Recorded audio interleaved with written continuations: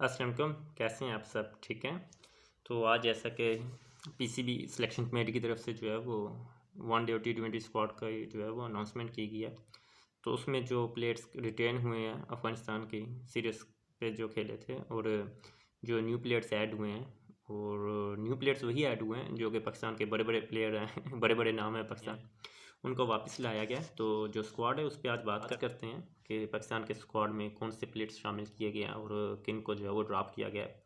तो पाकिस्तान ने जो है वो 5 वनडे और 5 T20 खेलने हैं। तो जो बड़े प्लेयर्स हैं उसमें बाबर आजम जो है वो एज कैप्टन वापस आ गए हैं, और उसके बाद वाइस कैप्टन जो है वो शादाब खान है, वनडे के भी और T20 के भी। तो ये खुशाइंद बात है कि शादाब खान को बैक किया गया है, क्योंकि जिस तरह के रूमर्स थे कि शादाब खान को जो है वो ड्रॉप किया जाएगा, उनकी जगह उसामा मीर को लाया जा रहा है, या जो शादाब खान है उनसे जो है वाइस कैप्टनसी जो है वो ले ली जाएगी, जो कि गलत बात थी। तो ये एक अच्छी बात है कि शादाब खान से जो है वो इस तरह के कोई राइट्स जो है वो वापस नहीं लिए गए। और उसके बाद T20 स्क्वाड में जो है वो फ़हीम अशरफ हमारे जो हैं वो शामिल हैं। इनकी वापसी हुई है क्योंकि काफ़ी टाइम से जो है वो टीम से ड्रॉप थे, तो इन्हें अब वापस लाया गया है। आई थिंक आज़म खान की जगह इन्हें लाए हैं कि ये उनकी जो है वो जो रिक्वायरमेंट थी पावर हिटिंग की उसको फुलफ़िल करेंगे। उसके बाद फ़खर जमान की T20 स्क्वाड में वापसी हुई है। उसके बाद इफ्तिखार अहमद है, हारिस रऊफ़ को वापस लाया गया है। इस पे एहसानुल्लाह ने अपने आप को रिटेन किया है। एहसानुल्लाह मैं एक ऐसे बॉलर समझ रहा हूँ पाकिस्तान की टीम में, जो कि पाकिस्तान की जो टेस्ट टीम है उसमें भी पाकिस्तान की बॉलिंग को जो है वो लीड कर सकते हैं, क्योंकि इनके पास वो एक स्लिमी एक्शन है, सिंपल एक्शन है, पेस है। तो आई थिंक के एहसानुल्लाह जो है वो बहुत जल्द टेस्ट क्रिकेट खेलेंगे और टेस्ट क्रिकेट में पाकिस्तान की बॉलिंग को जो है वो लीड करेंगे, क्योंकि जिस तरह से पाकिस्तान को बॉलिंग में मुश्किलात का सामना फेस करना पड़ रहा है, तो वो अब एक मुझे ऐसे प्लेयर नज़र आ रहे हैं पाकिस्तान की टीम में जो कि टेस्ट टीम को जो है वो संभाला दे सकते हैं। उसके बाद इमाद वसीम ने अपनी पोजीशन को जो है वो रिटेन किया है, और उसके बाद मोहम्मद हारिस हैं।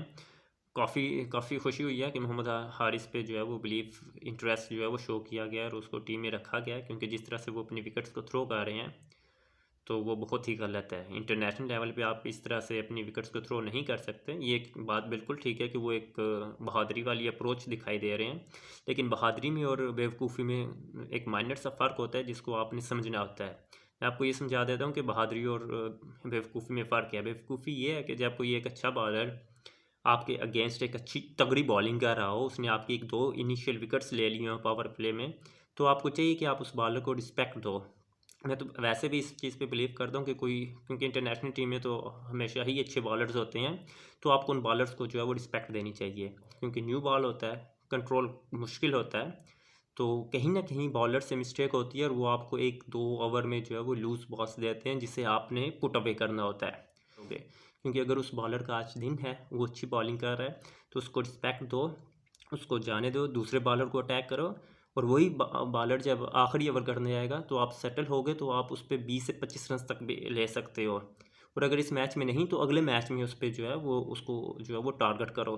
तो ये एक सिंपल ट्रिक होता है क्रिकेट में। आपने अगर बुज़दिली और बहादुरी को फ़र्क समझना है, तो इस चीज़ से आपको जो है वो सबक सीखना चाहिए कि कौन जो है वो आज अपनी बेस्ट बॉलिंग कर रहा है और कौन आज जो है वो अपनी वर्स्ट बॉलिंग कर रहा है। तो तभी आप एक अच्छे जो है वो प्लेयर साबित हो सकते हो। मोहम्मद नवाज़ भी टीम में शामिल है। मोहम्मद नवाज़, इमाद वसीम दोनों टीमें वापस दोनों की टीम में शमूलियत है, तो ये एक अच्छी बात है। दोनों अच्छे स्पिनर हैं, अच्छी बैटिंग बॉलिंग कर रहे हैं। नसीम शाह के बाद जो है वो सैम अयूब हैं। ये एक वो प्लेयर हैं जिन्होंने अपने आप को जो है वो रिटेन किया है। सैम अयूब को अभी जो है वो सईद अनवर के साथ जो है वो मैच किया जा रहा है। उसकी तारीफ़ सुनी है बड़े बड़े क्रिकेटर से, लाइक तेंदुलकर से, सहवाग से, ख़ुसूसन इंडियन प्लेयर से। तो उन्होंने हमेशा उस प्लेयर की जो है वो तारीफ़ की है, और ये चीज़ बोली है कि वो अपने दौर का जो है वो मोस्ट डिस्ट्रक्टिव बैट्समैन हुआ करता था। तो इंडियन प्लेयर्स जब इस तरह की तारीफ़ करते हैं तो काफ़ी खुशी होती है, और जो मैंने खुद उसे टीवी में देखा है जिस वे से वो क्रिकेट खेलता था, तो मुझे उसमें और सैम अयूब में सिमिलैरिटीज़ बिल्कुल दिखाई दी हैं, और मुझे लग रहा है कि सैम अयूब जो है वो उसी कश्ती का सवार हो सकता है जिसमें हमारे सईद अनवर बैठा करते थे। शहनशाह अफरीदी हैं, ज़बरदस्त बॉलर हैं। उसके बाद शान मसूद हैं और उस्मान खान हैं। उस्मान खान ने भी अपने आप को रिटेन किया, जो कि बड़ी ज़बरदस्त बात है, क्योंकि जिस तरह से उन्होंने T20 में बॉलिंग किया अगेंस्ट अफ़गानिस्तान, इसी तरह उन्होंने PSL का फ़ाइनल जिस तरह से किया है, जो उन्होंने टेम्परामेंट शो किया है, वो एक बड़ी बड़ी कश्ती के सवार दिखाई देते हैं। इसके बाद मैं आपको जल्दी से जो है वो वनडे स्क्वाड भी बता देता हूँ। वनडे स्क्वाड में भी कैप्टन बाबर आजम है, वाइस कैप्टन जो हैं वो शादाब खान है, उसके बाद अब्दुल्ला शफीक हैं।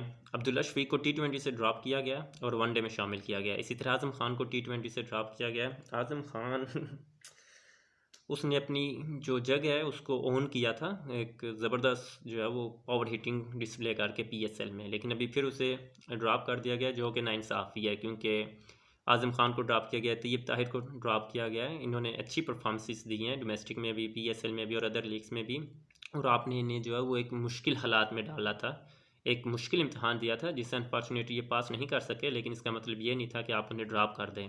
T20 में आपको चांस देना चाहिए था, क्योंकि वनडे में तो आप चांस नहीं ले सकते, क्योंकि अभी इसी साल इंडिया में वर्ल्ड कप है अक्टूबर के मंथ में, तो उसमें तो आपने कोई टेस्ट कोई इस तरह का जो है वो अब एक्सपेरिमेंट नहीं करना। लेकिन क्योंकि 5 T20 थे, तो इसमें आप जो है वो आज़म ख़ान को कैरी कर सकते थे, उसके बाद तैयब ताहिर को कैरी कर सकते थे। फ़िटनेस का इशू है, लेकिन इंटरनेशनल क्रिकेट है, आपको इस तरह एक आध मैच या 2 मैचेस की बिना पे जो है वो किसी प्लेयर पे इस तरह जो है वो बैन नहीं करना चाहिए, उन्हें क्रिकेट देनी चाहिए थी। तो यही तो पाकिस्तान क्रिकेट का मसला है कि कोई समझ नहीं लगती कि आपने प्लेयर को टीम में किस बेस पे डाला है और फिर ड्रॉप किया तो किस बेस पे किया है। तो ये एक बैड डिसीजन है आज़म ख़ान का, तैयब ताहिर का।